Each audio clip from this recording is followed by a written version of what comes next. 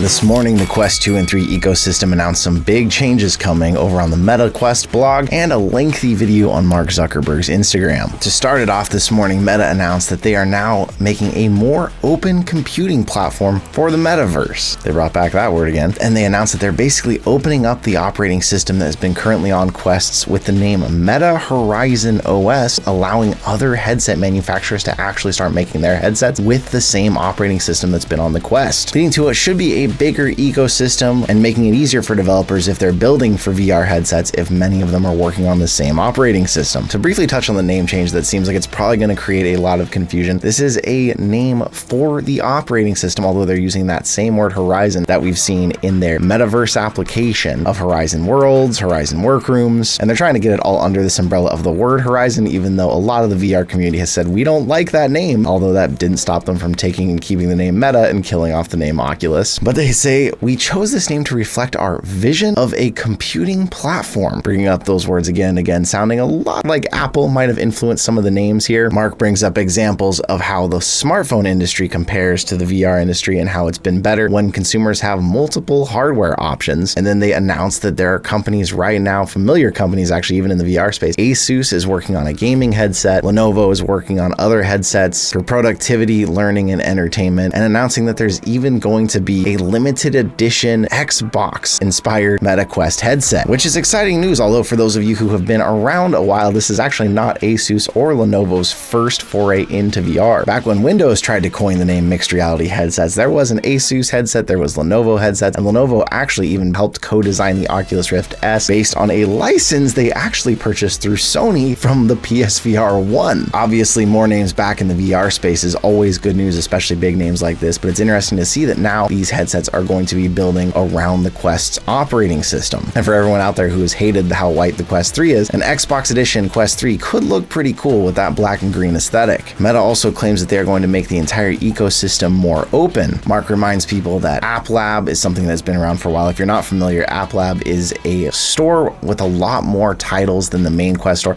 but they haven't gone through as much quality assurance. They're not fully approved. A lot of them are still experimental, but they are pretty easy at least. It's usually a one click to add them directly to your headset, although it was hard to find them for a long time on the actual Quest store and still can add some complications. They bring up now that App Lab titles will actually be in a dedicated section of the main store on all of these devices, including the new ones made by other manufacturers. They're talking about a new spatial app framework that helps mobile creators bring mixed reality experiences even from the ones they had currently created as their flat mobile apps, making them easier to make in a mixed reality setting. And then more reminders about what's already been possible, like things like Xbox Game Pass, Steam Link, AirLink with PCVR games. But they also mentioned they're encouraging that the Google Play 2D App Store actually comes over to Meta Horizon as well. Of course, in all of this, there's a lot of mentions of different companies. They're talking about things like working together and opening this up, but of course, there's no mention of anyone that might be considered a competitor, such as PSVR or Apple. Everything is either current partnerships or pushing towards future partnerships like with Google. So for those of us who have been in the VR industry and watching for a while, not all of this feels like brand new news or exciting news. It's a lot of reminders about what's out there, but it does at least show steps towards a plan of the future becoming more available for everyone with this Quest platform. They also touch on mixed reality, and multiple times they bring up this feeling of presence that they are going for with this, and they remind how the whole OS was originally built off Android. Mark is talking about how they are making this a broader ecosystem that is not limited so much by Android, with a focus on social ability so that people across all devices and all parts of the planet can be together. The blog itself ends with quotes from Asus, Lenovo, and Qualcomm representatives, with all of them, of course, praising Meta's decisions and talking about how they want to work together for the next generation or future mixed reality. But ultimately, it does seem like they're doubling down on their efforts here with mixed reality, bringing up how lightweight headsets could be used with your laptop to give you as many monitors as you want, how it's still great for gaming, but also other case uses, even like social settings, and bringing up, of course, fitness, which is quickly becoming one of the biggest uses for VR as well. It's been interesting for me to watch VR's journey over the years, seeing Meta enter the space, buying up multiple companies in it, dropping the cheapest possible headsets, and really edging out a lot of the competition. And now that they are by far the biggest company in the space and all around the world, suddenly talking about opening up the ecosystem and bringing everyone in, but it's still under their umbrella. Not necessarily encouraging any type of competition, but these huge partnerships that then envelop almost everyone in the industry besides a few of the other big players. years. What do you think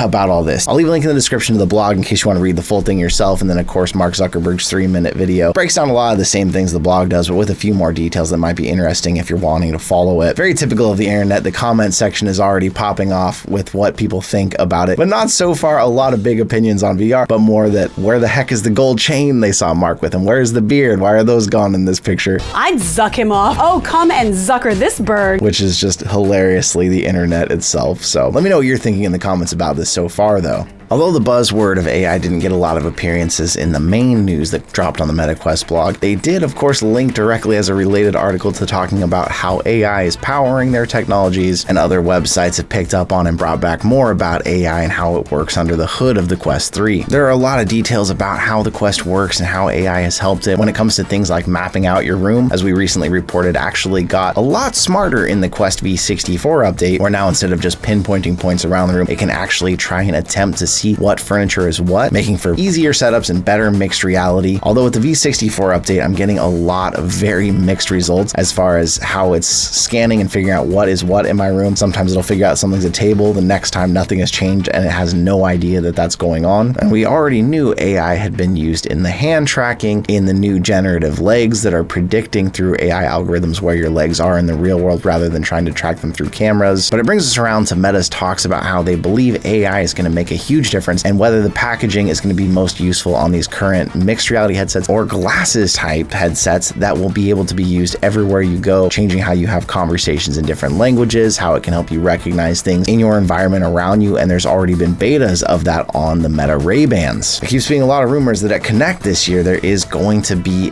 AR glasses that are the most innovative creation yet. And they keep throwing phrases around like changing humanity and the next big step for humanity and technology. If we get a chance to go to Meta Connect again this year, we'll definitely be reporting back to you on whatever we can and whatever we can test out with that, though, because the vision of true AR glasses that are in the form factor of usual glasses people do wear throughout the day would be a long-term big success and change, although it does feel like we need something towards battery life to change before then. Along the same vein of Quest companies telling us about the future of what they've got planned, BoboVR, one of my personally most trusted accessory makers in the realm, dropped a teaser picture, if you missed it, over on their social platforms, showing off, of course, their new products that just launched, the S3 Pro strap, the new charging dock, which we already dropped a review for you, but a couple extra details if you didn't pick them out here. The obvious one, of course, being new grips for the Quest 3 controllers. Silicone cover grips that had a hand strap to them, and although it's hard to tell from the picture, but they look like they may extend the controllers a little bit, and sadly it's impossible to tell from this angle if they recharge your controllers or have an option for that so that you can always have juiced up ready to go controllers. Off to the left, the one that more people missed that was a bit harder to pick out is a new case specifically designed to hold all these new accessories, have the space that we need. Although their old case did fit the S3 Pro as we showed you in testing, one that would have slots for everything that they've launched now and is one of the biggest requests. Unfortunately, if there's anything else attached to the headset from this angle, it's very hard to tell, especially around the eyes or face part, but maybe. And some people mentioned in the comments they were sad to see that there was no sort of new headphones, people wanting more like the speakers that we reviewed that they dropped for the PSVR 2 that actually stay off your ears but allow you to channel that sound directly into your ears for added volume. Nothing like that here in the picture. But with all that, we've seen their 3 products for the first quarter did all launch: charging dock, additional batteries, and then of course the B100 conversion kit, which we will be having a review out very shortly for you on that one. That actually could be one of the most exciting accessories for the entire industry, because it not only allows anyone with their Quest 3 but an older strap, but it also allows people who are going to use the Quest 2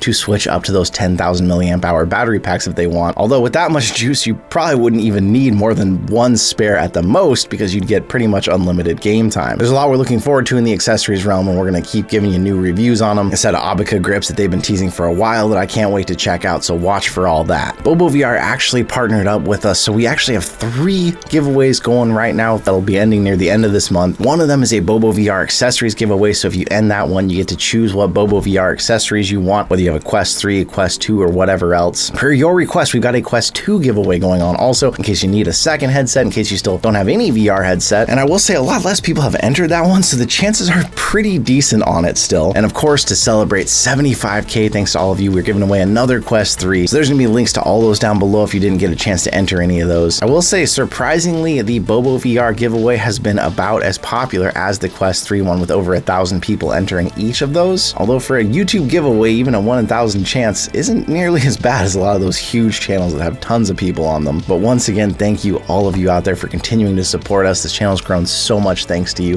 Thank you. And I'll see you in another reality.